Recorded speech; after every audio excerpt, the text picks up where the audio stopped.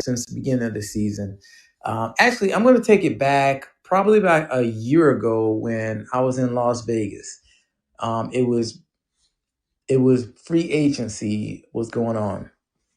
Kawhi Leonard was a free agent. He was he got the Finals MVP for the second time in his career, and he was a free agent.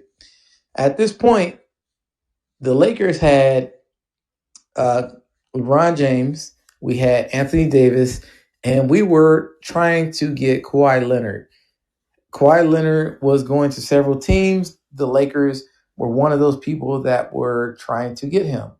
We were looking to get a huge, super big three.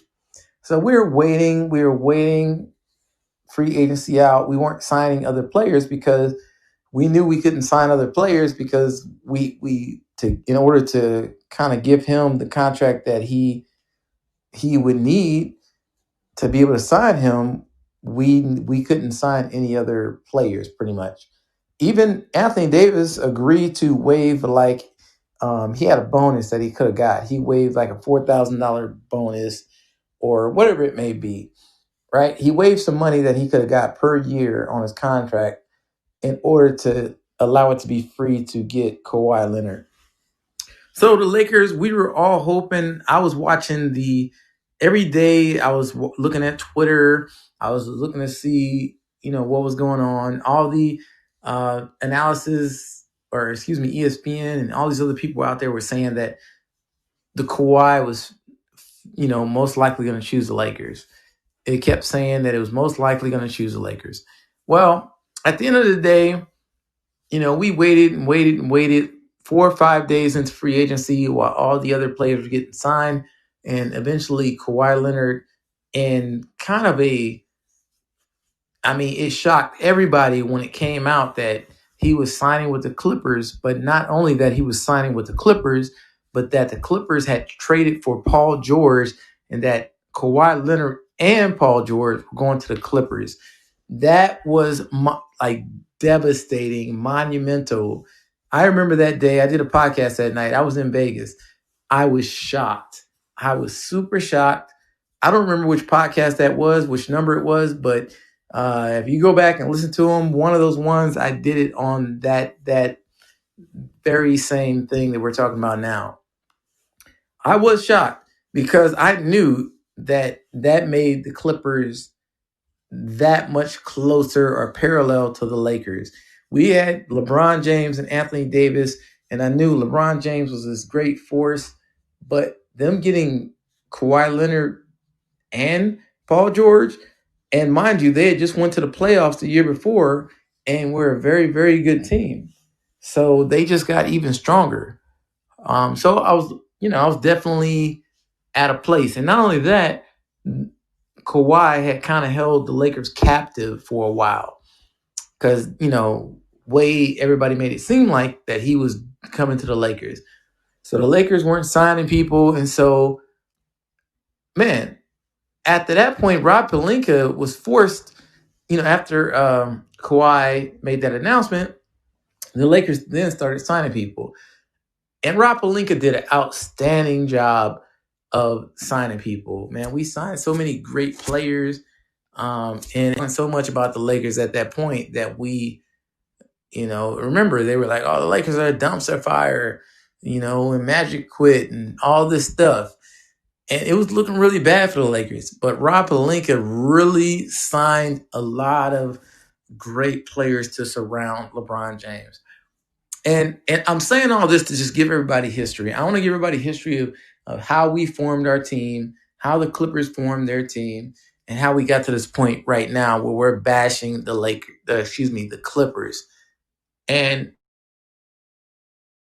in context, before I get into it, because all that being said, Kawhi Leonard chose his destination. Paul George chose his destination. The Lakers had LeBron James and Anthony Davis. Anthony Davis gave up some of his contract money to try to get Kawhi, and Kawhi didn't sign. And we let a lot of other players sign other places just to wait for Kawhi. Kawhi didn't come to us, and then we signed. We still formed like a great team around LeBron James. And everybody was saying that, we formed this team so quick, and all these just pick up players, and we're not going to be great. And sure enough, we were great. As the year went on, the narrative was always that the Clippers were way better than the Lakers. The Clippers had all these dogs.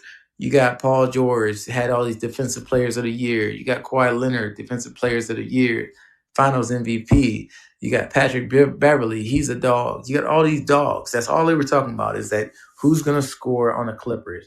Who's going to, and all these experts were picking the Clippers to be the overwhelming favorites to win the NBA championship and to be better, way better than the Lakers. All year long, that's all the narrative was, right? And as a Lakers fan, I'm looking at our team and I'm like, look, we got LeBron James. We got this dude, man. Y'all ain't realizing. You think just because he's in his 16, 17 year, he's still that dude. He's still that guy. We got Anthony Davis, one of the best defenders, one of the best top 5 players in the NBA. And then we built a squad around us of a bunch of veterans. We got a veteran-heavy team of dudes that know how to play their roles. We got centers. We got mid-range guys. We got three-point shooters. We got a little bit of everything, right? So we built a team. We built a really good team around. And man, I was so much looking forward to the Lakers playing the Clippers. The Clippers had a 3-1 lead on the Denver Nuggets. They were up 3-1. All they had to do was win one more game, and that would be it. They would be playing the Lakers in the Western Conference Finals. Well, they didn't do that. They failed to finish it up. And they had a full roster. They had Kawhi Leonard. They had Paul George. Neither one of them were hurt. They had they had 2 six-mans of the years in Montrezl Harrell and Lou Williams. They had all their team. They were all there. They were up 3-1. Not only were they up 3-1, in the 5th game, the Clippers were up 15 points in the 3rd quarter. And he still let the Nuggets come back and win the game. All right, so what about the 6th game? The Clippers had a chance to close that out. The Clippers were up by 19 points in the 3rd quarter. Guess what? They let the Nuggets come back and win that game and tie the series up 3-3. So we're like, all right, surely the Clippers are going to close it out. I even believe the same thing. A small part of me was like, I kind of hope the Nuggets win, but the other side of me is like, okay, they're not. The Clippers are going to handle the business, and then it's going to be the showdown that everybody keep talking about. Lakers versus Clippers. Everybody keeps saying that the Clippers are built to beat the Lakers. Everybody keeps saying the Clippers are way better than the Lakers. They've been saying that since the beginning of the season. And who's going to score in the Clippers? So I feel like the only way the Lakers were going to truly get respect is if they wholeheartedly beat the Clippers, knock them out, and just manhandle them. That's the only way that I figured the Lakers are really going to get respect by everybody out there, because there was always going to be some excuse, some narrative, some whatever, and exactly what's going on. Oh, the Lakers got an easy path now. Oh, well, we got an easy path. I mean, what happened to the Clippers? The Clippers were the greats. The Clippers were a team that had all these dogs. Well, y'all made it seem like those dogs were Doberman pinchers. You made it seem like those dogs were Rottweilers. You made it seem like those dogs would had big ferocious teeth. When in actuality, it seems like they were just a bunch of chihuahuas. Yes, everybody, the Clippers do have those dogs. They did, and they still do have all those dogs. They got a bunch of dogs. You're right, analyst. They have dogs. Who's going to score on these dogs? They're chihuahuas, everybody. Denver Nuggets scored on these chihuahuas. They stepped right over them. They're like, oh, you up by 19 points? You up by 15 points? You up by 12 points? That ain't nothing. I mean, get out off me, you little chihuahua, barking loud. All bark and no bite. That's what it comes down to. And Lakers were looking forward to that challenge. Lakers could have was ready to handle business. I was ready to see the Lakers and LeBron James, Anthony Davis, all of us handle business. But the Clippers didn't hold their end of the bargain. They didn't. And with that being said, I want to give props to the Denver Nuggets. The Denver Nuggets is a really good team. We don't remember in the beginning of the season, Denver Nuggets was raved. Denver Nuggets the last 2 years have been a really, really good team. They've been a top 4 or 5 team the last couple of years. They've had a really good squad. They were, everybody was saying they were going to be, they would had a chance to win a division, win the conference. So this is not just any team. Denver Nuggets have been really good. So lately, I've been seeing now that the Clippers lost, everybody's been saying that it's an easy pass for the Lakers. And not only is it an easy path, they're saying that the Nuggets, Nuggets, basically they're just saying the Nuggets aren't that good. But the Nuggets are really good.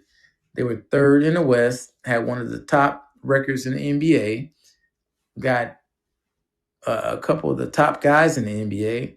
So I don't want to hear that narrative. The narrative always changes when it comes to the Lakers, when it comes to LeBron. The narrative changes so much. So right now, no, it's not an easy path.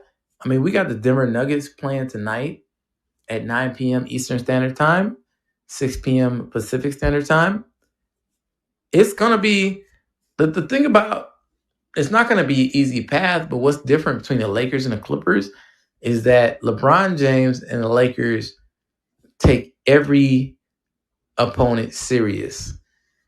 That's what it is to be a champion. That's what it's like to be a player that is you don't overlook that opponent. You can't, because every opponent has a chance to beat you. Just like in boxing, all it takes is one punch. All it takes is one hit. You being goofy, you trying to play around. Oh, this is a joke. I'm not trying to knock them out right now. I'm trying to let them live into the 10th round. Then I'm going to knock them out. Guess what? You try to do all that. By that point, they might mess around and hit you in the throat. They might mess around and hit you. You turn around and laugh and smile. You turn back around and they hit you right in your eye. The Lakers don't do that. The Lakers are scowling at you at the beginning of the game, the middle of the game, and the end of the game. We're not going to take this lightly. We're not taking the Denver Nuggets lightly. We're going to look them right in the eye. We're going to be sweating before the game.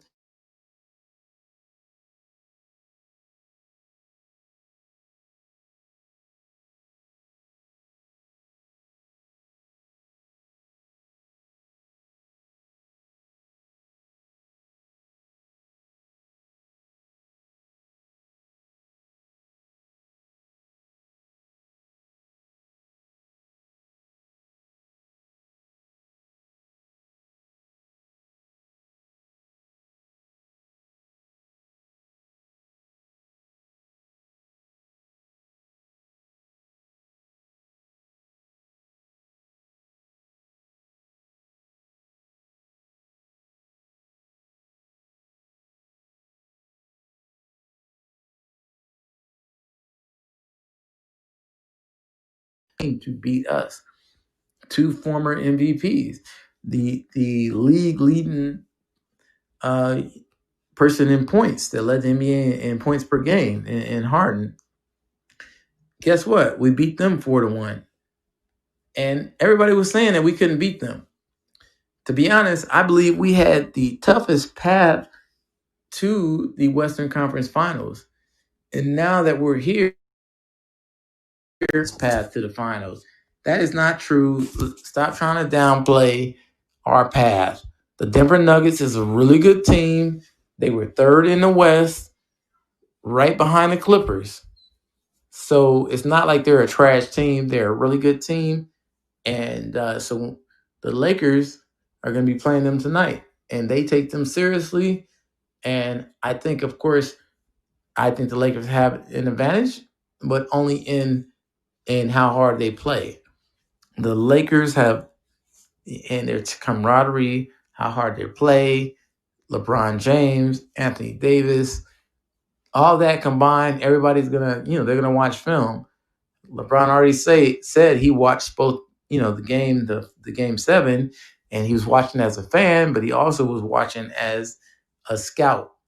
He was breaking the game down. He was trying to figure out, how the Lakers, different aspects. When you're watching a game and you're scouting a team and you're trying to figure them out, you try to break them down and figure out what things that you can take advantage of, what their tendencies are, what their go-tos are. That way you can break it down and figure out how to beat them. What things that you do well that can work against them and that can beat them. So that's what he was doing. That's what it's about. You got to figure out what your advantages are, work with your team, and then try to use those advantages against them. So I can't wait till tonight, 9 p.m. Eastern Standard Time. Lakers versus Nuggets. It's going to be a nice showdown. Hopefully, the Lakers can change our trend of losing game 1. Even though we've lost game 1 in the first 2 series and we won the next 4, I would like them to start off with a nice, good win to start this series to really just kind of set the tone. So everybody, this is episode number 109, Lakers Talk with Gerald. Looking forward to facing the Nuggets in the Western Conference Finals. Man, that's going to be it. That's going to do it. Lakers Talk with Gerald, episode number 109. I am officially out.